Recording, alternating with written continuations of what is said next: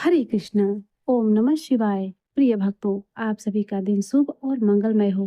प्रिय भक्तों, जैसा कि आप सब जानते हैं, पावन आषाढ़ का महीना चल रहा है और आज हम आषाढ़ मास महात्म के अध्याय 7 की कथा का श्रवण करेंगे। लेकिन इस परम पवित्र कथा को शुरू करने से पहले हम प्रभु जगन्नाथ जी के उस अद्भुत और दिव्य रहस्य के दूसरे भाग की चर्चा करेंगे, जिसकी शुरुआत हमने कल के वीडियो में की थी। कल हमने श्रवण किया था कि कैसे भगवान कृष्ण की पटरानियों के अनुरोध पर माता रोहिणी एकांत में उन्हें प्रभु की ब्रज लीला और श्री राधा रानी की प्रेम की कथा सुना रही थी। उन्होंने सुभद्रा जी को दरवाजे पर पहरा देने के लिए खड़ा कर दिया था ताकि कोई अंदर ना आ सके। लेकिन प्रभु की लीला तो अपरंपार है। श्री कृष्ण और दाऊ भैया ने चुपके से वह कथा सुन ली। ब्रज के उस निश्चल प्रेम और राधा रानी के भाव को सुनकर दोनों भाई और सुभद्रा जी इतने भाव विभोर हो गए कि प्रेम बस उनके हाथ पैर से उड़ गए और आंखें बड़ी बड़ी हो गई। उसी समय वहां देव ऋषि नारद का आगमन हुआ और उन्होंने प्रभु के इस विग्रह के दर्शन किए। नारद जी ने प्रभु से प्रार्थना की कि हे नाथ, आपका यह प्रेममय रूप अत्यंत दिव्य है। आप इसी रूप में पृथ्वी लोक पर अपने भक्तों को दर्शन दें। तब भगवान नारद जी के कहे अनुसार उनसे कहते हैं कि कलयुग में मैं इसी रूप में नीलांचल क्षेत्र में प्रकट होऊंगा। आपने मुझे जैसा देखा है उसी भाव का विग्रह वहां प्रकट होगा। भगवान की यह वचन सुनकर नारद जी गदगद हो गए। उन्होंने भगवान से पूछा वह भाग्यशाली राजा कौन होगा। तब भगवान नारद जी की चतुराई पर हंस पड़े और बोले, आपको इस दुर्लभ स्वरूप के पुनः दर्शन के लिए प्रतीक्षा तो करनी ही पड़ेगी। देवऋषि, फिर भी पूछते हो तो सुनो। समुद्र के उत्तर दिशा और महानदी के दक्षिण दिशा में स्थित श्री क्षेत्र में मालवा राज इंद्रदुम्न एक भव्य मंदिर का निर्माण कराएंगे। वहां मेरी प्रतिमा धातु या पाषाण की नहीं होकर स्वयं कल्प वृक्ष बनी होगी। वहां मेरा स्वरूप वही होगा जो आपने देखने की लालसा प्रकट की है। प्रिय भक्तों, अब आइए इसकी आगे की कथा का शुरुआत करते हैं। इसके सुनने के बाद हम आषाढ़ मास कथा के अध्याय 7 की शुरुआत करेंगे, तो वीडियो में अंत तक जरूर बने रहेगा।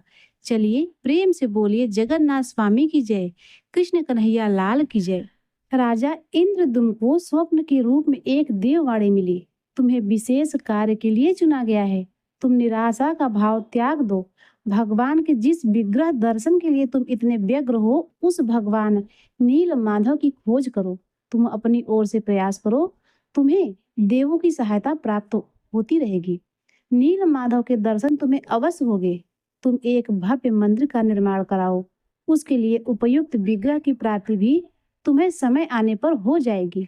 नील माधव की खोज का काम आज से ही आरंभ कर दो।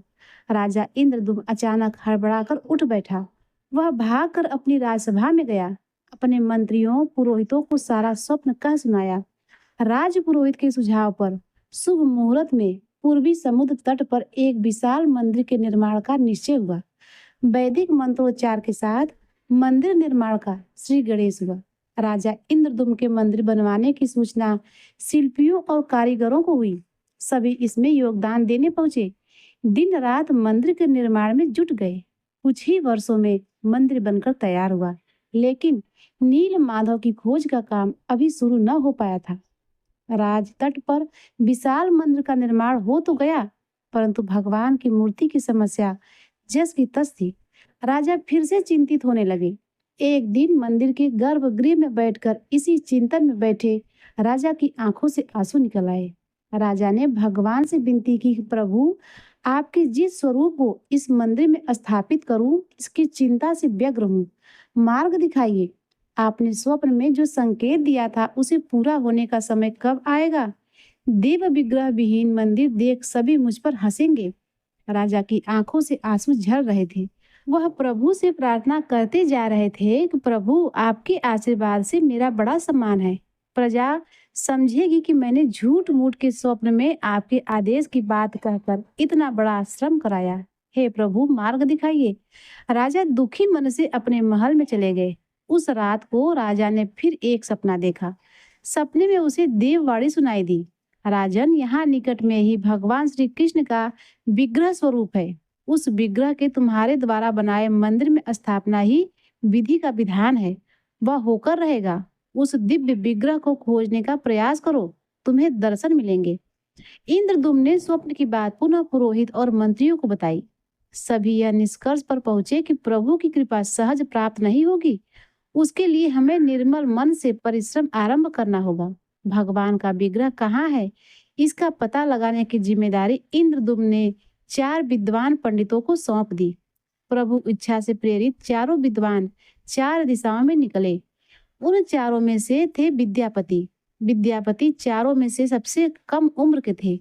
सभी प्रभु के विग्रह की खोज को चल पड़े। पंडित विद्यापति पूर्व दिशा की ओर चले। कुछ आगे चलने के बाद विद्यापति उत्तर की ओर मुड़े तो उन्हें एक जंगल दिखाई दिया। वह भयावह था। विद्यापति श्री कृष्ण के उपासक थे। उन्होंने श्री कृष्ण का स्मरण किया और राह दिखाने की प्रार्थना की। भगवान श्री कृष्ण की प्रेरणा से उन्हें राह दिखने लगी। प्रभु का नाम लेते वह वन में चले जा रहे थे। जंगल के मध्य उन्हें एक पर्वत दिखाई दिया। पर्वत के वृक्षों से संगीत की ध्वनि सा सुरम्य में गीत सुनाई पड़ रहा था। विद्यापति संगीत के जानकार थे। उन्हें वहां मृदंग, बंसी और करताल की मिश्रित ध्वनि सुनाई दे रही थी। यह संगीत उन्हें दिव्य लगा। यह संगीत तो सामान्य मानवों द्वारा हो ही नहीं सकता। ये वाद्य या तो गंधर्व बजा रहे हैं या स्वयं देवता। संभवतः मैं सही जगह आ पहुंचा हूँ। ऋषि ने राजा इंद्रदुम्न को बताया था कि भगवान के विग्रह की पूजा करने से पहले देवता गीत संगीत से उन्हें प्रसन्न करते हैं। इस बात को याद करके विद्यापति को तो जैसे पंख लग गए। संगीत की लहरियों को खोजते विद्यापति आगे बढ़ चले। वे जल्दी ही पहाड़ी की चोटी पर पहुंच गए। पहाड़ की दूसरी ओर उन्हें एक सुंदर घाटी दिखी जहां भील नृत्य कर रहे थे। विद्यापति उस दृश्य को देखकर मंत्रमुग्ध थे।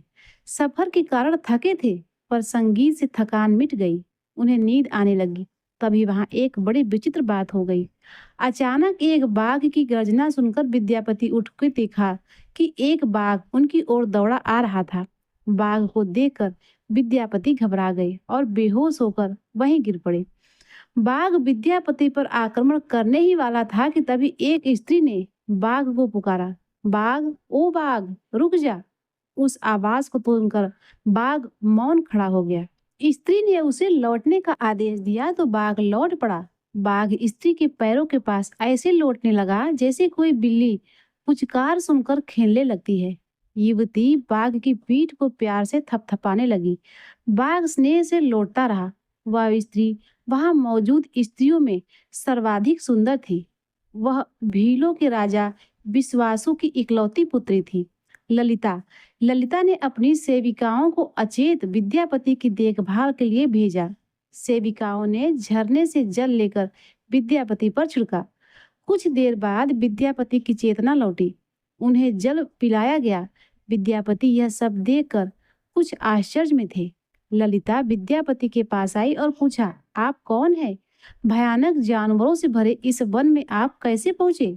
आपके आने का प्रयोजन बताइए ताकि मैं आपकी सहायता कर सकूं। विद्यापति के मन में बाघ का भय पूरी तरह गया नहीं था। ललिता ने यह बात भांप ली। सांत्वना देते हुए बोली, विप्रवर, आप मेरे साथ चले। जब आप स्वस्थ हो तब अपने लक्ष्य की ओर प्रस्थान करें। विद्यापति ललिता के पीछे पीछे उनकी बस्ती की तरफ चल दिए। विद्यापति भीलों के राजा विश्वासु से मिले। विश्वासु को उन्होंने अपना पूरा परिचय नहीं दिया, बस यह कहा कि वह श्री कृष्ण के भक्त हैं। वह भ्रमण करके लोगों को भगवान के विषय में ज्ञान देते हैं, उनकी शंका का समाधान करते हैं। विद्यापति ने अपना वास्तविक परिचय तब तक छुपाना उचित समझा जब तक कि वह अपने लक्ष्य तक न पहुंच जाए। विश्वासु भी विद्यापति जैसे विद्वान से मिलकर बड़े प्रसन्न हुए। विश्वासु ने के अनुरोध पर विद्यापति कुछ दिन उनके यहाँ अतिथि बनकर रुके। वह भीलों को धर्म और ज्ञान का उपदेश देने लगे। उनके उपदेशों को विश्वासु तथा ललिता बड़ी रुचि के साथ सुनते थे। ललिता के मन में विद्यापति के लिए प्रेम उपजने लगा। विद्यापति ने भी भांप लिया कि ललिता को उनसे प्रेम हो गया है, किंतु विद्यापति एक बड़े कार्य के लिए निकले थे। वह जिस कार्य के लिए निकले थे उसका बस एक संकेत मिला था, संगीत के रूप में, परंतु उससे आगे अभी तक कुछ नहीं हुआ। वह प्रेम कर ही नहीं सकते। ईश्वर को तो अपनी लीला पूरी करनी थी। अचानक एक दिन विद्यापति बीमार हो गए। बीमार क्या, मरणासन हो गया। ऐसा लगा कि अब गए कि तब गए। ललिता ने उनकी खूब सेवा की। उसका लाभ हुआ और विद्यापति स्वस्थ भी हो गए। इससे विद्यापति के मन में भी ललिता के प्रति प्रेम भाव पैदा हो गया। भील राजकुमारी को बाहर से आए ब्राह्मण से प्रेम तो हुआ, यह पिता से छुप न सका। उन्हें अपने प्रतिष्ठा की चिंता हुई। फिर सोचा, यदि यह विद्वान विवाह करके यहीं बस जाए तो सारे भीलों को लाभ होगा। विश्वासु ने विद्यापति के सामने ललिता से विवाह का प्रस्ताव रखा। विद्यापति ने इसमें स्वीकार कर लिया। दोनों का विवाह हुआ। कुछ दिन दोनों ने सुखपूर्वक बीते। दाम्पत्य जीवन से विद्यापति प्रसन्न तो थे, पर एक चिंता उन्हें सताती रहती। मुझे राजा ने जिस कार्य के लिए भेजा है वह अधूरा है, पर सूझता ही नहीं था कि आगे क्या करे। इस बीच विद्यापति को एक विशेष बात पता चली। विश्वासु एक पहर रात बाकी रहती तभी उठता है और कहीं चला जाता है। सूर्य उदय के बाद ही लौटता था। कितनी भी विकट स्थिति आए, उसका यह नियम कभी नहीं टूटता था। ऐसा वह न जाने कब से करता आया था। भील राजा विश्वासु के इस व्रत पर विद्यापति को आश्चर्य हुआ। उनके मन में इस रहस्य को जानने की इच्छा हुई। आखिर विश्वासु जाता कहाँ है? कहीं इसका संबंध उस अभियान से तो न जिसके लिए मैं यहाँ आ पहुंचा हूँ। कहीं ईश्वर मुझे संकेत तो नहीं दे रहे। यह सोचकर विद्यापति परेशान थे। ललिता ने परेशान देखा तो कारण पूछ लिया। विद्यापति ने ललिता से पूछा, विश्वासु प्रतिदिन कहाँ जाते हैं? विकट से विकट परिस्थिति में भी उनका नियम नहीं टूटता, ऐसा क्यों? मुझे यह जानने की बड़ी तीव्र इच्छा है। यही सोचकर मैं परेशान हूँ। ललिता के सामने धर्म संकट आ गया। वह पति की बात को ठुकरा नहीं सकती थी, लेकिन पति जो पूछ रहा था उसे बता नहीं सकती थी। यह उसके वंश की गोपनीय परंपरा से जुड़ी बात थी, जिसे खोलना संभव नहीं था। ललिता ने कहा, स्वामी, यह हमारे कुल का रहस्य है, जिसे किसी के सामने खोला नहीं जा सकता। आप मेरे पति हैं। मैं आपको कुल का पुरुष मानते हुए जितना संभव है बताऊंगी। यहाँ से कुछ दूरी पर एक गुफा है, जिसके अंदर हमारे कुल देवता हैं। उनकी पूजा हमारे सभी पूर्वज करते आए हैं। यह पूजा निर्बोध चलनी चाहिए। उसी पूजा के लिए पिताजी रोज सुबह नियमित रूप से जाते हैं। विद्यापति ने ललिता से कहा, तुमने मुझे कुल का पुरुष माना तो क्या मैं कुल देवता का दर्शन नहीं कर सकता? मेरी बड़ी इच्छा है दर्शन की, तुम इसे पूरी करो। ललिता बोली, यह संभव नहीं है। हमारे कुल देवता के बारे में किसी को जानने की इच्छा है। यह सुनकर मेरे पिता क्रोधित हो जाएंगे। विद्यापति ने कहा, देवता के दर्शन से किसी को रोकना तो घोर पाप है। तुम्हारे पिता ऐसा पाप कैसे करेंगे? मैं धर्मनिधि हूँ, धर्म का पालन करता हूँ, इसीलिए देवता के दर्शन का तो मेरा अधिकार है। मुझे इस अधिकार से न वंचित करो प्रिय। ललिता तर्क से सहमत थी, पर एक बात ऐसी थी जिससे वह विवश थी।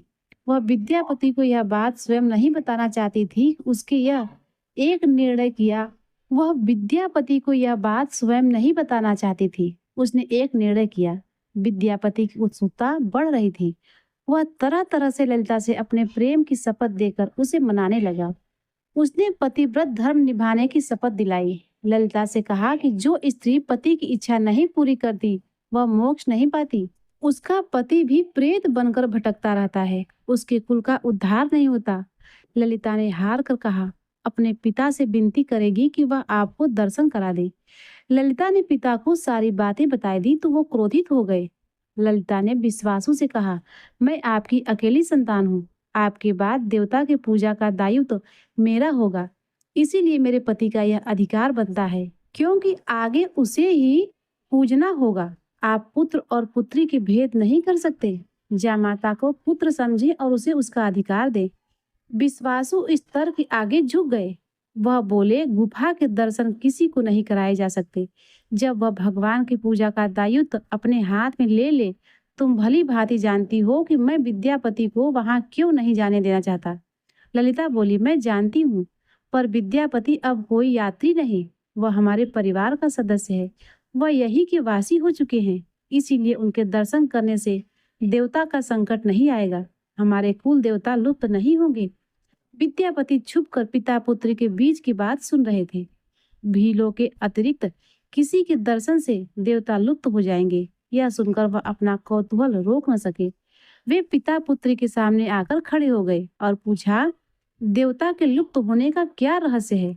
विश्वासु ने जब जाना कि विद्यापति ने उनके देवता का रहस्य सुन लिया है तो उनका हृदय धक कर गया। ऐसा क्या रहस्य था जो विश्वासु अपने दामाद विद्यापति से छुपाना चाहते थे, और क्यों किसी के दर्शन से देवता लुप्त क्यों हो जाते थे? प्रिय भक्तों, ये सब कथा आप भक्त लोग अगले अध्याय में जरूर सुनिएगा। अब आइए सुनते हैं आषाढ़ मास कथा अध्याय 7। प्रिय भक्तों, क्या आपने इससे पहले अरुणा वरुणा संगम के बारे में सुना है? नहीं जानते तो आइए रसपान करते हैं आज के अध्याय का, जिसमें देव ऋषि नारद ब्रह्मा जी से पूछ रहे हैं कि जिसके उत्तर में श्री ब्रह्मा जी उन्हें बताते हैं कि नारद, उसके बाद विश्व विख्यात जन स्थान नामक तीर्थ है जिसका विस्तार 4 योजन का है। वह स्मरण मात्र से मनुष्यों को मुक्ति देने वाला है। पूर्व काल की बात है, वैवस्वत मनु के वंश में जनक नाम से प्रसिद्ध एक राजा हुए। उन्हें वरुण की पुत्री गुणारवा के साथ विवाह किया था। गुणारवा धर्म अर्थ काम और मोक्ष सिद्धि करने वाली थी। जनक में थी वही गुण थे, अतः राजा को अपने गुणों के अनुरूप सुयोग पत्नी मिली। विप्रवर याज्ञवल्क्य राजा जनक के पुरोहित थे। एक दिन राजा ने अपने पुरोहित से पूछा, द्विश्रेष्ठ, बड़े बड़े मुनियों ने यह निर्णय किया है कि भोग और मोक्ष दोनों श्रेष्ठ हैं। अंतर बस इतना है कि भोग अंत में विरस हो जाता है और मुक्ति नित्य एवं निर्विकार है। अतः भोग से भी मुक्ति को ही श्रेष्ठ माना गया है। आप बताएं, भोग से भी मुक्ति की प्राप्ति कैसे होती है? सब प्रकार की आसक्तियों का त्याग करने से जो मुक्ति प्राप्त होती है वह तो अत्यंत दुसाध्य है। अतः जिस उपाय से अत्यंत सुखपूर्वक मुक्ति हो सके वह भी बताइए। तब याज्ञवल्क्य बोले, राजन, साक्षात भगवान वरुण तुम्हारे गुरुजन, ससुर और हितकारी हैं। उन्हीं के पास चलकर पूछो, वे तुम्हें हित का उपदेश देंगे। फिर याज्ञवल्क्य और जनक दोनों राजा वरुण के पास गए और वहां जाकर उन्होंने मुक्ति का मार्ग पूछा। तब वरुण ने कहा, 2 प्रकार से मुक्ति प्राप्त होती है, एक तो कर्म करने से और एक कर्म न करने से। वेद में यह मार्ग निश्चित किया है कि कर्म न करने की अपेक्षा कर्म करना श्रेष्ठ है। धर्म अर्थ काम और मोक्ष, ये चारों पुरुषार्थ कर्म से बंधे हुए हैं। हे राजन, कर्म द्वारा सभी प्रकार के साध्यों की सिद्धि होती है। इसीलिए मनुष्यों को सभी तरह से वैदिक कर्म का अनुष्ठान करना चाहिए। इससे वे इस लोक में भोग और मोक्ष दोनों प्राप्त करते हैं। अकर्म से कर्म पवित्र है। कर्म भिन्न भिन्न आश्रमों और वर्णों के अनुसार अनेक प्रकार के होते हैं। वर्णों और आश्रमों में भी 4 आश्रम कर्म के द्वारा माने गए हैं। उनमें भी गृहस्थ आश्रम अधिक पुण्यदायक है। उससे भोग और मोक्ष दोनों को प्राप्त हो सकते हैं। यही मेरा मानना है। यह सुनकर राजा जनक और बुद्धिमान याज्ञवल्क्य ने वरुण का पूजन किया और पुनः यह बात पूछी, सूर्यश्रेष्ठ, आपको नमस्कार है। आप सर्वज्ञ हैं।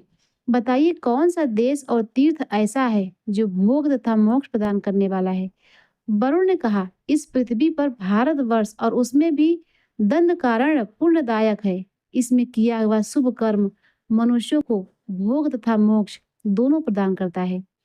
तीर्थों में गौतमी गंगा श्रेष्ठ है। वे मुक्तिदानी मानी गई हैं। वहां यज्ञ और दान करने से मोक्ष की प्राप्ति होती है। वरुण का यह उपदेश सुनकर याज्ञवल्क्य और जनक उनकी आज्ञा लेकर अपनी पुरी में वापस लौट आए। फिर गंगा तीर्थ पर जाकर राजा जनक ने अश्वमेघ आदि यज्ञ किए और विप्रवर याज्ञवल्क्य ने उन यज्ञों में आचार्य का कार्य किया। गौतमी गंगा के तट पर यज्ञ करने से राजा को मोक्ष की प्राप्ति हुई। फिर जनक वंश के बहुत से राजा क्रमशः वहां आकर यज्ञ करते और गोदावरी की कृपा से मोक्ष के भागी होते रहे। तभी से यह तीर्थ जन स्थान के नाम से विख्यात हुआ। जनकों का यह स्थान होने से उनका नाम जन स्थान पड़ गया। वहां स्नान दान और पितरों का तर्पण करने से तथा उस तीर्थ का चिंतन करने, वहां जाने और भक्ति पूर्वक उसका दर्शन करने से मनुष्य सभी अभिलषित वस्तुओं को पाता है और मोक्ष का भागीदारी होता है। अरुणा और वरुणा नाम की 2 परम पवित्र नदियां हैं। उन दोनों का गोदावरी में संगम हुआ है, जो बहुत ही पवित्र तीर्थ है। उनकी उत्पत्ति की कथा सभी पापों का नाश करने वाली है। उसे बताता हूँ, सुनो। महर्षि कश्यप के ज्येष्ठ पुत्र आदित्य अर्थात सूर्य समस्त लोकों में विख्यात हैं। वे लोकों के नेत्र हैं। उनकी किरणों अत्यंत दुसा है। भगवान सूर्य के रथ के 7 घोड़े जुते हुए हैं। भगवान सूर्य संपूर्ण लोकों द्वारा पूजित हैं। उनकी पत्नी का नाम संज्ञा है।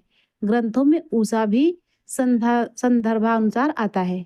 वे विश्वकर्मा की पुत्री और त्रिभुवन की अद्वितीय सुंदरी हैं। उन्हें अपने स्वामी की तीव्र ताप का सहन नहीं हो पाता था। वह सदा इसी चिंता में पड़ी रहती कि मुझे क्या करना चाहिए। संज्ञा के 2 बुद्धिमान पुत्र थे, वैवस्वत मनु और यम। एक कन्या भी थी जो परम पवित्र यमुना नदी के रूप में विख्यात हुई। एक दिन संज्ञा ने अपने ही समान रूप वाली अपनी छाया उत्पन्न की और उससे कहा, तू मेरी ही जैसी होकर मेरी आज्ञा से पति की सेवा तथा मेरे पुत्रों का पालन कर। मैं जब तक लौट कर ना आऊं तब तक तुम ही पति की प्रेयसी बनकर रहो। यह रहस्य किसी को मत बताना। मेरी संतानों पर भी यह भेद प्रकट न होने पाए। छाया ने बहुत अच्छा कहकर आज्ञा स्वीकार कर ली और संज्ञा अपने घर के लिए निकट गई। उन्होंने तपस्या करने के लिए उत्तर कुरु नामक देश को प्रस्थान किया। वहां पहुंचकर उन्होंने घोड़ी बड़वा का रूप धारण करके बड़ी कठिन तपस्या प्रारंभ कर दी। जब सूर्य देव को इस बात का पता चला तब वे भी घोड़े का रूप धारण करके उनके पास गए। पतिव्रता संज्ञा पर पुरुष की आशंका से भागकर भारतवर्ष में गौतमी तट पर आई। वहां उनका पति के साथ समागम हुआ, जिससे अश्विनी कुमारों की उत्पत्ति हुई। वह स्थान अश्व तीर्थ, भानु तीर्थ और पंचवटी नाम से विख्यात हुआ। तापी और यमुना दोनों सूर्य की कन्याएं थीं। वे गौतमी तट पर अपने पिता से मिलने के लिए अरुणावर्णा नामक नदियों के रूप में आई थी। उन दोनों का जहाँ गंगा में संगम हुआ है वह बहुत ही उत्तम तीर्थ है। उसमें भिन्न भिन्न देवताओं और तीर्थों का पृथक पृथक समागम हुआ है। उक्त संगम में 27,000 तीर्थों का समुदाय है। वहां किया हुआ स्नान और दान अक्षय पुण्य प्रदान करने वाला है। नारद उस तीर्थ के स्मरण कीर्तन और श्रवण से भी मनुष्य सभी पापों से मुक्त होकर धर्मवान और सुखी हो जाता है।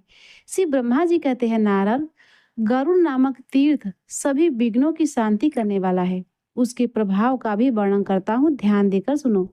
शेष नाग के एक महाबली पुत्र थे जो मणि नाम के नाम से प्रसिद्ध हुए।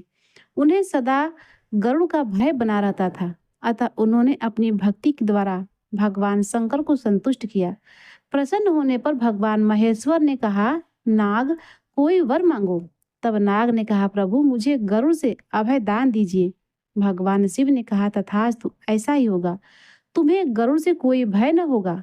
वरदान पाकर मणिनाग गरुड़ से निर्भय होकर बाहर निकला। वह क्षीर सागर के समीप जहाँ भगवान विष्णु स्वयं करते हैं, इधर उधर विचरने लगा। जहाँ गरुड़ निवास करते थे उस स्थान पर भी जाया करता था। गरुड़ ने उस नाग को निर्भय विचरते देख पकड़ लिया और अपने घर में लाकर डाल दिया। इसी बीच नंदी ने जगदीश्वर भगवान शिव से कहा, देवेश्वर, अब मणिनाग नहीं आता है। जान पड़ता है कि गरुड़ ने उसे खा लिया या फिर बांध रखा है। अगर वह जीवित होता तो यहाँ आए बिना न रहता। नंदी की बात सुनकर भगवान शिव ने नाग की अवस्था को जान लिया और कहने लगे, वह नाग तो गरुड़ के घर में बंधा पड़ा है। नंदी, तुम शीघ्र जाकर जगदीश्वर भगवान विष्णु की स्तुति करो और गरुड़ के द्वारा बंधक में डाले हुए नाग को मेरे कहने से ले आओ। प्रभु की बात सुनकर नंदी स्वयं ही लक्ष्मीपति के पास उपस्थित हुए और भगवान शिव की कही हुई बातें वहां जाकर निवेदन पूर्वक कही। तब भगवान नारायण ने प्रसन्न होकर गरुड़ से कहा, विंतानंदन, मेरी बात मानकर नंदी को वह नाग लौटा दो। लेकिन गरुड़ ने नंदी को वह नाग देना स्वीकार नहीं किया और गर्व से कहने लगा, मैं आपका भृत्य हूँ। मैं नाग को लाया हूँ और आप उसे नंदी को दे रहे हैं।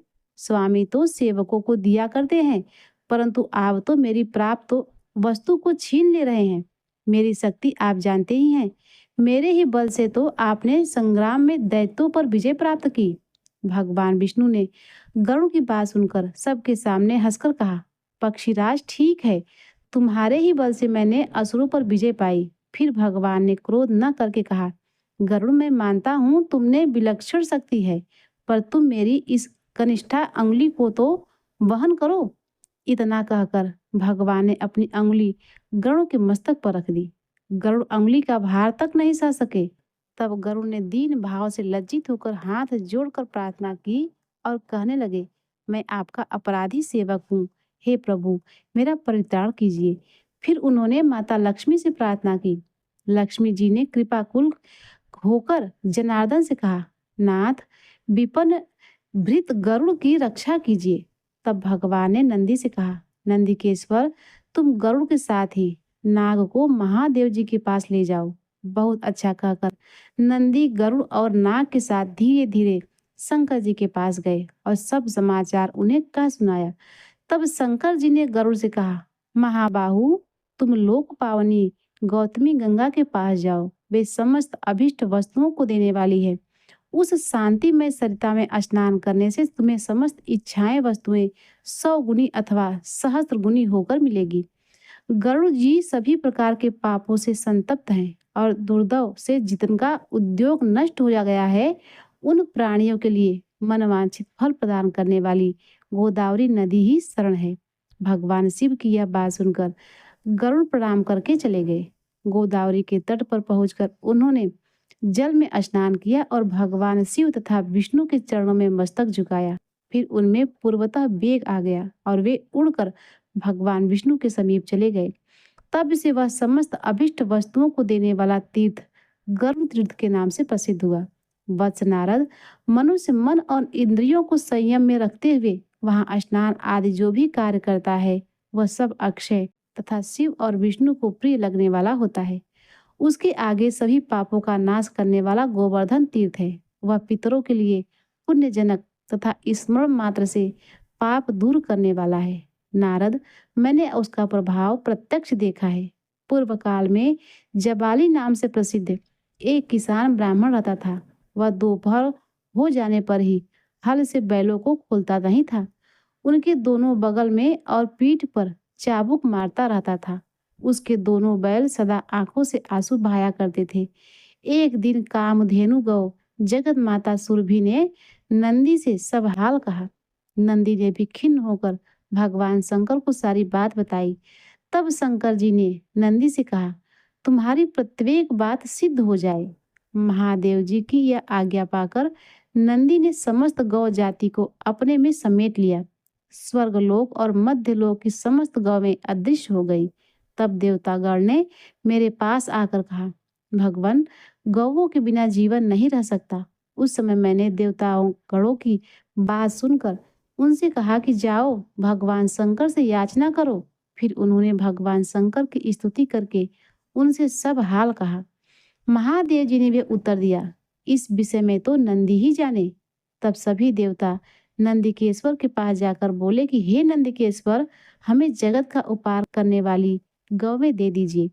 नंदी बोली, आप लोग गौ यज्ञ कीजिए, तभी दिव्य और मानस गौवें प्राप्त होंगी।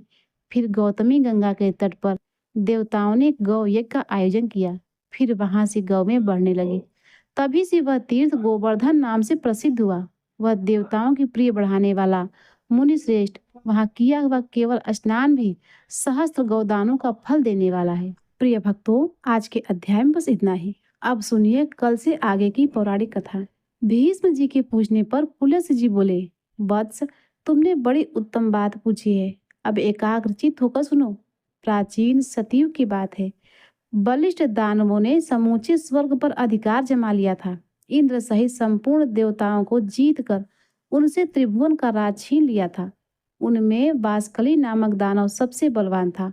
उसमें समस्त दानवों को यज्ञ का भोक्ता बना दिया। इससे इंद्र को बड़ा दुख हुआ। वे अपने जीवन से निराश हो चले। उन्होंने सोचा कि ब्रह्मा जी के वरदान से दानव वासकली मेरे और संपूर्ण देवताओं के लिए युद्ध में अव्यत हो गया। इसीलिए मैं ब्रह्मलोक में चलकर भगवान ब्रह्मा जी की ही शरण लूंगा। उनके सिवा और कोई मुझे सहारा देने वाला नहीं है। ऐसा विचार कर देवराज इंद्र संपूर्ण देवताओं को साथ लेकर तुरंत उस स्थान पर गए जहां भगवान ब्रह्मा जी विराजमान थे। इंद्र बोले, देव, क्या आप हमारी दशा नहीं जानते? अब हमारे जीवन कैसे रहेंगे? प्रभु, आपके वरदान से दैत्यों ने हमारा सब कुछ छीन लिया है। मैं दुरात्मा बासकली की सारी करतूतें पहले ही आपको बता चुका हूँ। पितामह, आप ही हमारे पिता हैं। हमारी रक्षा के लिए शीघ्र ही कोई उपाय कीजिए। संसार में वेद पाठ और यज्ञ यज्ञ आदि उठ गए। उत्सव और मंगल की बातें जाती रही। सबने अध्ययन करना छोड़ दिया। और दंड नीति भी उड़ा दी। इन सब कारणों से संसार के प्राणी किसी तरह सांस मात्र ले रहे हैं। यह संसार पीड़ाग्रस्त तो था ही, अब और भी कष्टतर दशा को पहुंच गया है। इतने समय में हम लोगों की बड़ी ग्लानि उठानी पड़ी। ब्रह्मा जी ने कहा, देवराज, मैं जानता हूँ बांसकली बड़ा नीच है और वरदान पाकर घमंड से भर गया है। यद्यपि तुम लोगों के लिए वह अजय है, फिर भी मैं समझ जाता हूँ कि भगवान विष्णु उसे अवश्य ठीक कर देंगे। पुलस जी कहते हैं कि राजन, उस समय ब्रह्मा जी समाधि में स्थित हो गए। उनके चिंतन करने पर ध्यान मात्र से चतुर्भुज भगवान श्री विष्णु थोड़े ही समय में सबके देखते देखते वहां आ पहुंचे। भगवान श्री विष्णु बोले, हे ब्राह्मण, इस ध्यान को छोड़ो। जिसके लिए तुम ध्यान करते हो वही मैं साक्षात तुम्हारे पास आ गया हूँ। ब्रह्मा जी ने कहा, स्वामी ने यहाँ आकर मुझे दर्शन दिया, यह बहुत बड़ी कृपा हुई है। संसार के लिए जगदीश्वर की जितनी चिंता है उतनी और किसी को नहीं है। मेरी उत्पत्ति भी आपने जगत के लिए ही की थी और जगत की यह दशा है, अतः उसके लिए भगवान का शुभागमन वास्तव में कोई आश्चर्य की बात नहीं है। प्रभु, विश्व के पालन का कार्य आपके ही अधीन है। इस इंद्र का राज्य बांसकली ने छीन लिया है और चराचर प्राणियों सहित त्रिलोकी को अपने अधिकार में कर लिया है। केशव, अब आप ही सलाह देकर अपने इस सेवक की सहायता कीजिए। भगवान श्री वासुदेव ने कहा, हे ब्राह्मण, तुम्हारे वरदान से वह दानव इस समय अवैध है। यद्यपि उसे बुद्धि के द्वारा बंधन में डालकर परास्त किया जा सकता है। मैं दानवों का विनाश करने के लिए वामन रूप धारण कर यह इंद्र मेरे साथ बांसकली घर चले और वहां पहुंचकर मेरे लिए इस प्रकार वर की याचना करे। राजन, इस बौने ब्राह्मण के लिए 3 पग भूमि का दान कीजिए। महाभाग, इनके लिए मैं आपसे याचना करता हूँ। और ऐसा कहने पर वह दानवराज तो अपना प्राण तक दे सकता है। पितामह, उस दानव का दान स्वीकार करके पहले मैं उसे राज्य से वंचित करूंगा, फिर उसे बांध कर पाताल का निवासी बनाऊंगा। ऐसा कहकर भगवान श्री विष्णु अंतर्ध्यान हो गए। इसके बाद कार्य साधन के अनुकूल समय आने पर संपूर्ण प्राणियों पर दया करने वाले देवादिदेव भगवान ने देवताओं का हित करने के लिए अदिति का पुत्र होने का विचार किया। भगवान ने जिस दिन गर्भ में प्रवेश किया उस दिन स्वच्छ वायु बहने लगी। संपूर्ण प्राणी बिना किसी उपद्रव के अपने अपने इच्छित पदार्थ प्राप्त करने लगे। वृक्षों में फूलों की वर्षा होने लगी। समस्त दिशाएं निर्मल हो गई और सभी मनुष्य सत्यपरायण हो गए। देवी अदिति ने 1000 दिव्य वर्षों तक भगवान को गर्भ में धारण किया। इसके बाद वे भूत भावन प्रभु वामन रूप में प्रकट हुए और उनके अवतार लेते ही नदियों का जल स्वच्छ हो गया, वायु सुगंध बिखेरने लगी। उस तेजस्वी पुत्र के प्रकट होने से महर्षि कश्यप को भी बड़ा आनंद हुआ। तीनों लोकों में निवास करने वाले समस्त प्राणियों के मन में अपूर्व उत्साह भर गया। भगवान जनार्दन का प्रादुर्भाव होते ही स्वर्ग लोक में नगाड़े बज उठे। अत्यंत हर्षोल्लास के कारण त्रिलोकी के मोह और दुख नष्ट हो गए। गंधर्वों ने अत्यंत ऊंचे स्वर में संगीत आरंभ कर दिया। कोई उच्च स्वर से भगवान की जय जयकार करने लगे, कोई अत्यंत हर्ष में भरकर जोर जोर से गर्जना करते हुए बारंबार भगवान को साधुवाद देने लगे और कुछ लोग जन्म, भय, बुढ़ापा और मृत्यु से छुटकारा पाने के लिए उनका ध्यान करने लगे। इस प्रकार यह संपूर्ण जगत सब ओर से अत्यंत प्रसन्न हो उठा। देवता लोग मन ही मन विचार करने लगी कि यह साक्षात परमात्मा श्री विष्णु है। ब्रह्मा जी के अनुरोध से जगत की रक्षा के लिए इन जगदीश्वर ने यह छोटा सा शरीर धारण किया है। यही ब्रह्मा, यही विष्णु और यही महेश्वर है। देवता, यज्ञ और स्वर्ग सब कुछ यही है, इसमें तनिक भी संदेह नहीं है। यह संपूर्ण चराचर जगत भगवान श्री विष्णु से व्याप्त है। यह एक होते हुए भी अलग अलग शरीर धारण करके ब्रह्मा, विष्णु, महेश के नाम से विख्यात है। जिस प्रकार बहुत से रंगों वाली वस्तुओं का सानिध्य होने पर स्फटिक मणि विचित्र सी प्रतीत होने लगती है, वैसे ही मायामय गुणों के सत्संग से स्वयंभू परमात्मा की नाना रूपों से प्रतीत होती है। अब यह भगवान सब तरह से देवताओं का कार्य सिद्ध करेंगे। शुद्ध चित्त वाले देवगण जब इस प्रकार सोच रहे थे, उसी समय भगवान वामन इंद्र के साथ बांसकली के घर गए। उन्होंने दूर से ही बांसकली की नगरी को देखा जो परकोटे के घिरे हुए थी। बांसकली को कुछ प्रसंगों में राजा बलि के समान चरित्र वाला बताया गया है। सब प्रकार के रत्नों से सजे हुए ऊंचे ऊंचे सफेद महल जो आकाशचरी प्राणियों के लिए भी अगम्य थे, उस पुरी की शोभा बढ़ा रहे थे। नगर की सड़कें बड़ी ही सुंदर और क्रमबद्ध बनाई गई थी। कोई ऐसा पुष्प नहीं था, ऐसी विद्या नहीं, ऐसा शिल्प नहीं और ऐसी कला नहीं जो बांसकली की नगरी में मौजूद न रही। वहीं रहकर दानवराज बांसकली चराचर प्राणियों सहित समस्त त्रिलोकी का पालन करता था। वह धर्म का ज्ञाता, कृतज्ञ, सत्यवादी और जितेंद्रिय था। सभी प्राणी उससे सुगमता पूर्वक मिल सकते थे। न्याय अन्याय का निर्णय करने में उसकी बुद्धि बड़ी कुशल थी। वह ब्राह्मणों का भक्त, शरणागतों का रक्षक और दीन और अनाथों पर दया करने वाला था।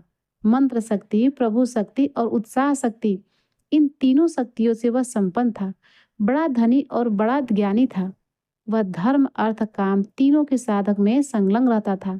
बांसकली त्रिलोकी का एक श्रेष्ठ पुरुष था। वह सदा अपनी नगरी में ही रहता था। उसमें देवता और दानवों के घमंड को चूर्ण करने की शक्ति थी। ऐसे गुणों से विभूषित होकर वह त्रिभुवन की समस्त प्रजा का पालन करता था। उस दानव राज के राज में कोई भी अधर्म नहीं हो पाता था। उसकी प्रजा में कोई भी ऐसा नहीं था कि दीन, रोगी, अल्प आयु, दुखी, मूर्ख, कुरूप, दुर्भाग्यशाली और अपमानित हो। इंद्र को आते देख दानवों ने जाकर राजगा वासकली से कहा, प्रभु, बड़े आश्चर्य की बात है कि आज इंद्र एक बौने ब्राह्मण के साथ अकेले ही आपकी पुरी में आ रहे हैं। इस समय हमारे लिए जो कर्तव्य हो उसे शीघ्र बताइए। उनकी बात सुनकर बासकली ने कहा, दानवों, इस नगर में देवराज को आदर के साथ ले आना चाहिए। आज वे हमारे पूजनीय अतिथि हैं। पुलस जी कहते हैं, दानवराज बासकली दानवों से ऐसा कहकर फिर स्वयं इंद्र से मिलने के लिए अकेला ही राजमहल से बाहर निकल पड़ा और अपनी शोभा संपन्न नगरी की 7वीं ढोरी पर जा पहुंचा। इतने में ही उधर से भगवान वामन और इंद्र आ पहुंचे। दानवराज ने बड़े प्रेम से उनकी ओर देखा और प्रणाम करके अपने को कृतार्थ माना। वह प्रसन्नता से भरकर सोचने लगा कि मेरे सामने धन तो दूसरा कोई नहीं है, क्योंकि आज मैं त्रिभुवन की राजलक्ष्मी से संपन्न होकर देवराज इंद्र को याचक के रूप में अपने घर पर आया देखता हूँ। यह मुझसे कुछ याचना करेंगे। घर पर आए हुए इंद्र को मैं अपनी पत्नी, पुत्र, महल और तो अपने प्राण भी दे डालूंगा। फिर त्रिलोकी के राज्य की तो बात ही क्या है। यह सोचकर उसने सामने आकर देवराज इंद्र को अंक में भरकर बड़े आदर के साथ गले लगाया और अपने राज्य भवन के अंदर ले जाकर अर्घ और आचमनी आदि से उन दोनों का यत्नपूर्वक पूजन किया।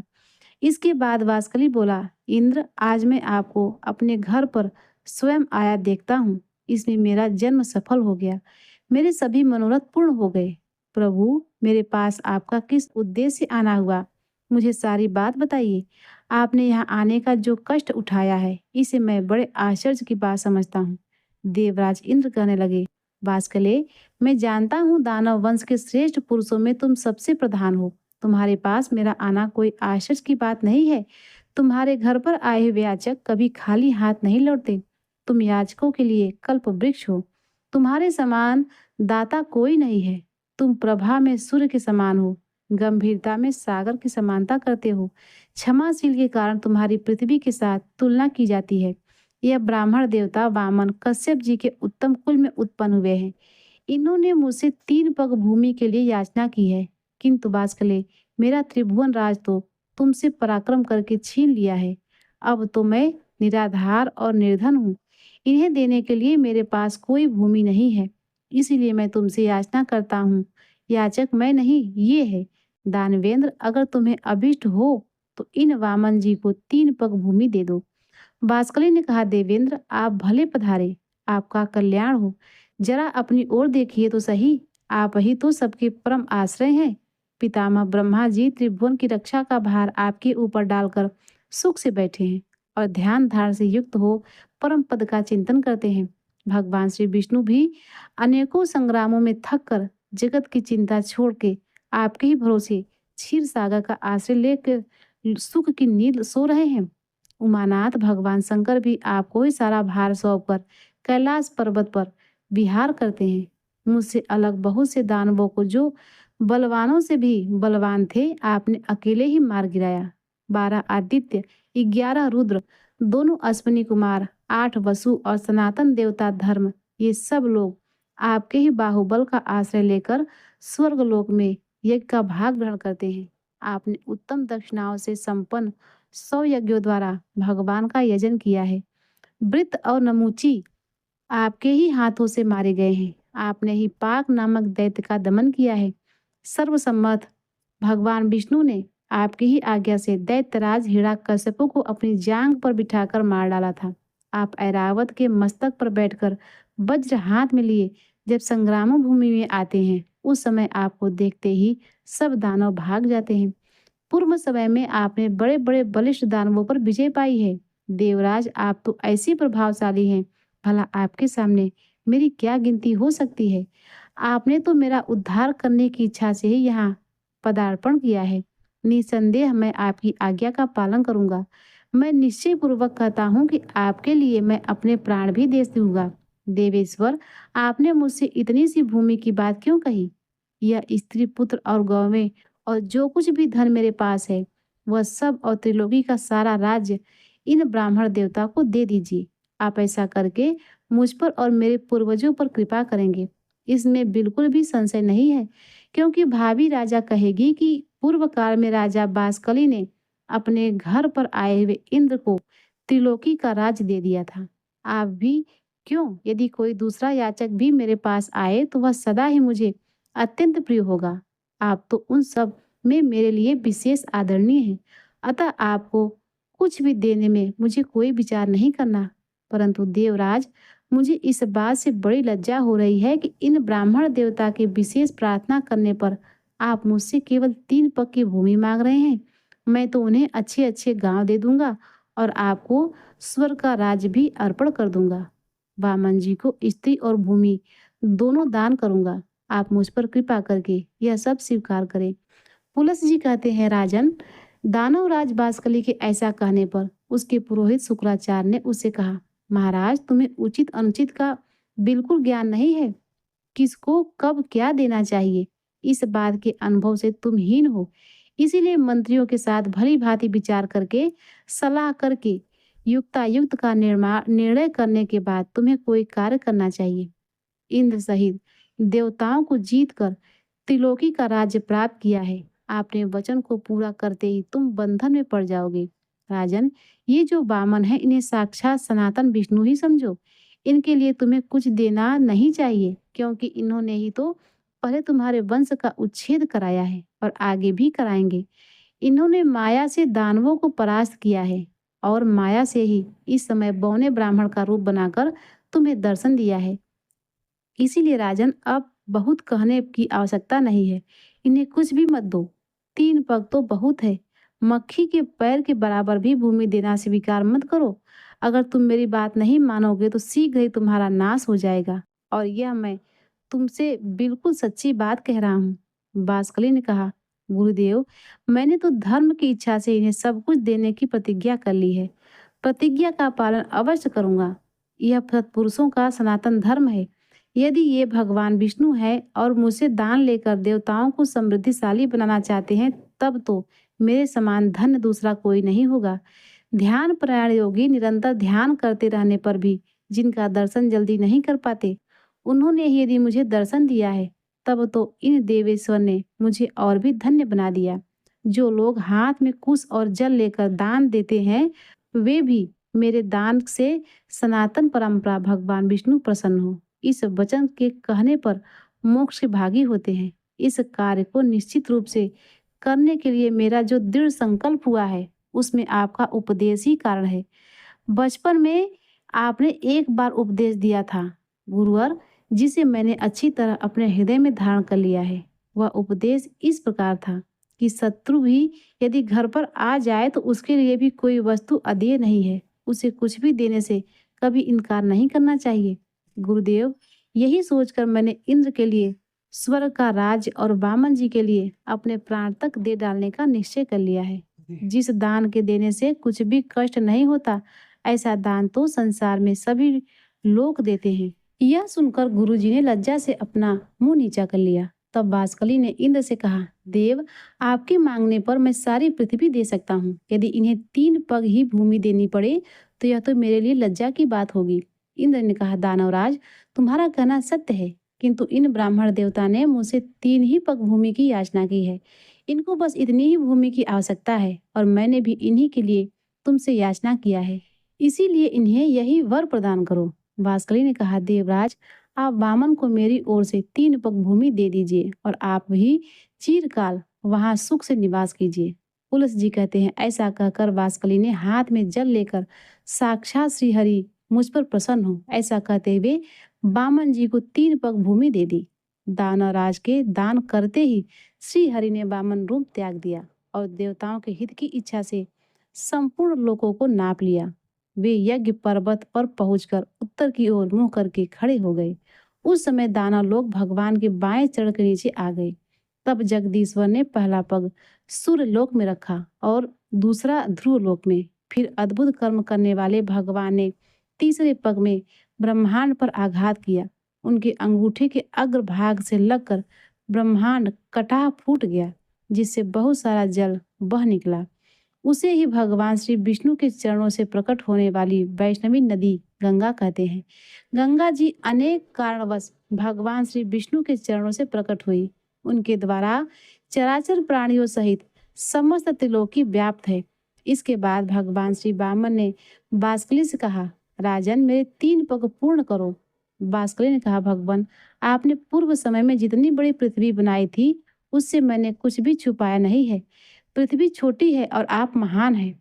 मुझ में सृष्टि उत्पन्न करने की शक्ति नहीं है, जिससे कि दूसरी पृथ्वी बनाकर मैं आपको 3 पग पूर्ण कर सकूं। देव, आप जैसे प्रभुओं की इच्छा शक्ति ही मन वांछित कार्य करने में समर्थ होगी। सत्यवादी बाष्कली को निरुत्तर जानकर भगवान श्री विष्णु बोले, दानवराज, बोलो, मैं तुम्हारे कौन सी इच्छा पूर्ण करूं? तुम्हारा दिया हुआ संकल्प का जल मेरे हाथ में आया है, इसीलिए तुम वर मांगने की योग्य हो, वरदान के उत्तम पात्र हो। तुम्हें जिस वस्तु की इच्छा हो मांगो, मैं उसे दूंगा। बाष्कली ने कहा, देवेश्वर, मैं आपकी भक्ति चाहता हूँ। मेरी मृत्यु भी आपके ही हाथ से हो, जिससे मुझे आपके परम धाम श्वेत दीप की प्राप्ति हो, जो तपस्वियों के लिए भी दुर्लभ है। पुलस जी कहते हैं, बाष्कली के ऐसा कहने पर भगवान श्री विष्णु ने कहा, राजन, तुम 1 कल्प तक ठहरे रहो। जिस समय वाराह रूप धारण करके मैं रसातल में प्रवेश करूंगा, उसी समय मैं तुम्हारा वध करूंगा। इससे तुम मेरे रूप में लीन हो जाओगे। भगवान के ऐसे वचन सुनकर वह दानव उनके सामने से चला गया। भगवान भी उससे त्रिलोकी का राज छीन कर अंतर ध्यान हो गए। बाष्कली पाताल लोक का निवासी होकर सुखपूर्वक रहने लगा। बुद्धिमान इंद्र तीनों लोकों का पालन करने लगे। यह जगत गुरु भगवान श्री विष्णु के वामन अवतार का वर्णन है। इसमें श्री गंगा जी के प्रादुर्भाव की कथा भी आ सक गई है। यह प्रसंग सभी पापों का नाश करने वाला। राजन, यह मैंने श्री विष्णु के 3 पगों का इतिहास बहुतुल्य है, जिसे सुनकर मनुष्य इस संसार में संपूर्ण पापों से मुक्त हो जाता है। श्री विष्णु के पगों का दर्शन कर लेने पर उसके दुश्चिंत और घोर पाप शीघ्र नष्ट हो जाते हैं। पापी मनुष्य प्रत्येक युग में यज्ञ पर्वत पर स्थित श्री विष्णु के चरणों का दर्शन करके पाप से छुटकारा पा जाते हैं। भीष्म, जो मनुष्य मौन होकर यज्ञ पर्वत पर चढ़ता है अथवा तीनों पुष्करों की यात्रा करता है, उसे अश्वमेध यज्ञ का फल मिलता है। वह सब पापों से मुक्त होकर मृत्यु के पश्चात श्री विष्णु धाम को जाता है। भीष्म जी बोले, भगवान, यह तो बड़े आश्चर्य की बात है कि वामन जी के द्वारा दानवराज बाष्कली बंधन में डाला गया। मैंने तो श्रेष्ठ ब्राह्मणों के मुख से ऐसी कथा सुन रखी है कि भगवान ने वामन रूप धारण करके राजा बलि को बांधा था और विरोचन कुमार बलि आज तक पाताल लोक में मौजूद हैं। अतः आप मुझसे बलि के बांधे जाने की कथा का भी वर्णन कीजिए। पुलस जी बोले, राजन, मैं तुम्हें सब बातें बताता हूँ, सुनो। पहली बार की कथा तो तुम सुन ही चुके हो। दूसरी बार वर्तमान वैवस्वत मनवंतर में भी भगवान श्री विष्णु ने त्रिलोकी को अपने चरणों से नापा था। उस समय उन देवादिदेव ने अकेले ही यज्ञ में जाकर राजा बलि को बांधा और भूमि को नापा था। उस अवसर पर भगवान का पुनः वामन अवतार हुआ था और फिर उन्होंने फिर से त्रिविक्रम रूप धारण किया था। वे पहले वामन होकर फिर अवामन अर्थात विराट हो गए थे। हरे कृष्णा। प्रिय भक्तों, आज के अध्याय में बस इतना ही। इसके आगे का वृत्तांत आप सभी भक्त लोग कल के अध्याय में जरूर सुनिएगा। प्रिय भक्तों, अब आइए सुनते हैं भगवान विष्णु के 108 नाम।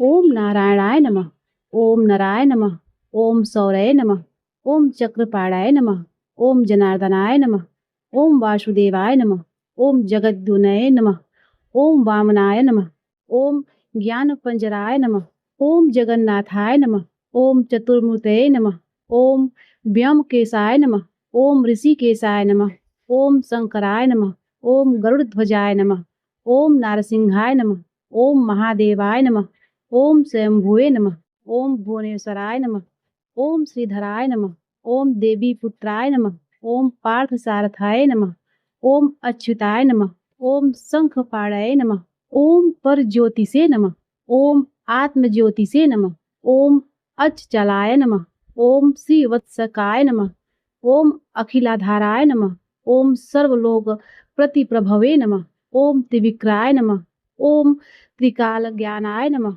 ओम त्रिधान्ये नमः, ओम करुणाकराय नमः, ओम सर्वज्ञाय नमः, ओम सर्वगाय नमः, ओम सर्वस्मय नमः, ओम सर्वेशाय नमः, ओम सर्व साक्षिकाय नमः, ओम हरये नमः, ओम हरणगणय नमः, ओम हराय नमः, ओम शेषाय नमः, ओम हलायुधाय नमः, ओम सहस्रबाहवे नमः, ओम अव्यक्ताय नमः, ओम सहस्त्राक्षाय नमः, ओम अक्षराय नमः, ओम क्षराय नमः, ओम गजारिघ्नाय नमः, ओम केशवाय नमः, ओम केशीमर्दनाय नमः, ओम कैटभाराय नमः, ओम अविद्याराय नमः, ओम कामदाय नमः, ओम लक्ष्मीणाय नमः, ओम हंसत्रवे नमः, ओम अधर्मशत्रवे नमः, ओम कालुत्थ्यसाय नमः, ओम खगवाहनाय नमः, ओम नीलाम्बुत्युते नमः, ओम नित्याय नमः, ओम नित्यतृत्याय नमः, ओम नित्यानंदाय नमः, ओम सुराध्यक्षाय नमः, ओम निर्विकल्पाय नमः, ओम निरंजनाय नमः, ओम ब्रह्मणाय नमः, ओम पृथ्वीनाथाय नमः, ओम पितावशयसे नमः, ओम गृहाश्राय नमः, ओम वेदगर्भाय नमः, ओम विभवे नमः, ओम विष्णवे नमः, ओम श्रीमते नमः, ओम त्रैलोक्यभूषणाय नमः, ओम यज्ञमूर्ते नमः, ओम अमित्यात्मने नमः, ओम वरदाय नमः, ओम वासुनुजाय नमः, ओम जितेन्द्रियाय नमः, ओम जितक्रोधाय नमः, ओम समदृष्टये नमः, ओम सनातनाय नमः, ओम भक्तप्रियाय नमः, ओम जगत्पूज्याय नमः, ओम परमात्मने नमः, ओम असुरकांताय नमः, ओम सर्वलोकानामंतकाय नमः, ओम अनंताय नमः, ओम अनंत विक्रमाय नमः, ओम मायाधराय नमः, ओम निराधाराय नमः, ओम सर्वधाराय नमः, ओम धराधराय नमः, ओम निष्कलंकटकाय नमः, ओम निराभासाय नमः, ओम निप्रपज्जाय नमः, ओम निरामायाय नमः, ओम भक्तवश्याय नमः, ओम महादेवाय नमः, ओम पुण्यकीर्ते नमः, ओम पुरातनाय नमः, ओम त्रिकालज्ञाय नमः, ओम विष्टश्रवसे नमः, ओम चतुर्भुजाय नमः, ओम श्री सत्यनारायण स्वामिने नमः। प्रिय भक्तों, अब आइए सुनते हैं श्री विष्णु चालीसा का पाठ। विष्णु सुनिए विनय सेवक की चितलाय, कीरत कुछ वर्णन करूं दीजे ज्ञान बताए। नमो विष्णु भगवान खगारी, कष्टन सावन अखिल बिहारी। प्रबल जगत में शक्ति तुम्हारी, त्रिभुवन फैल रही उजियारी। सुंदर रूप मनोहर सूरत, सरल स्वभाव मोहनी मूरत। तन पर पीतांबर अति शोभत, बैजंती माला मन मोहत। शंकर चक्र गदा विराजे, देखन दैत्य असुर दल भाजे। सत्य धर्म मदम लोभ न गाजे, काम क्रोध मदम लोभ न छाजे। संत भक्त सज्जन मनरंजन, दनुज असुर दुष्ट दल गंजन। सुख उपजाव कष्ट सब भंजन, दोष मिटावे करत जन सज्जन। पाप काट भव सिंधु उतारण, कष्ट नसा कर भक्त उबारत। करत अनेक रूप प्रभु धारण, केवल आप भक्ति के कारण। धरण देव जब तुम्हें पुकारा, तब तुम रूप राम का धारा। भार उतार असुर दर मारा, रावण आदि का संहारा। आप बराहा रूप बनाया, हिरणाक्ष को मार गिराया। धर्मत्स तनु सिंधु बनाया, 14 रतन को निकलवाया। अमिलक असुरन द्वंद मचाया, रूप मोहिनी आप दिखाया। देवन को अमृत पान कराया, असुरन को छवि से बहलाया। कूर्म रूप धर सिंधु मझाया, मंद्राचल गिरि तुरत उठाया। शंकर का तुम फंद चुढ़ाया, भस्मासुर को रूप दिखाया। वेदन को जब असुर डुबाया, करि प्रबंध उन्हें ढूंढवाया। मोहित बनकर खलहि नचाया, उसकी कर से भस्म कराया। असुर जलंधर अति बलशाई, शंकर से उनकी ही लड़ाई। हार पार शिव सकल बनाई, कीन सती से छल खल जाई। सुमिरन कीन तुम्हें शिवरानी, बतलाई सब विपत कहानी। तब तुम बने मुनीश्वर ज्ञानी, वृंदा की सब सूरति भुलानी। देखत दीन धनुष शैतानी, वृंदा आए तुम्हें लपटानी। हो स्पर्श धर्म क्षतिमानी, हना असुर उर शिव शैतानी। तुमने ध्रुव प्रहलाद उबारे, हिरणाकुश आदि को मारे। गणिका और अजामिल तारे, बहुत भक्तन भव सिंधु उतारे। हरहु सकल संताप हमारे, कृपा करहु हरि सिरजनहारे। देखऊँ मैं निज दरस तुम्हारे, दीन बंधु भक्तन हितकारे। चाहता आपका सेवक दर्शन, करहु दया अपनी मधुसूदन। जानु नहीं योग्य जब पूजन, हो यज्ञ स्तुति अनुमोदन। शील दया संतोष सुलक्षण, विदित नहीं प्रभुबोध विलक्षण। करहु आपका किस विधि पूजन, कुमति विलोक होत दुख भीषण। करहु प्रणाम कौन विधि सुमिरन, कौन भांति मैं करहु समर्पण। सुर मुनि करत सदा सेवकाई, हर्षित रहै परम गति पाई। दीन दुखिन पर सदा सहाई, निज जन जान लेव अपनाई। पाप दोष संताप नसाओ, भव बंधन से मुक्त कराओ। सुत संपद दे सुख उपजाओ, निज चरण का दास बनाओ। निगम सदा ये विनय सुनावे, पढ़े सुने सो जन सुख पावे।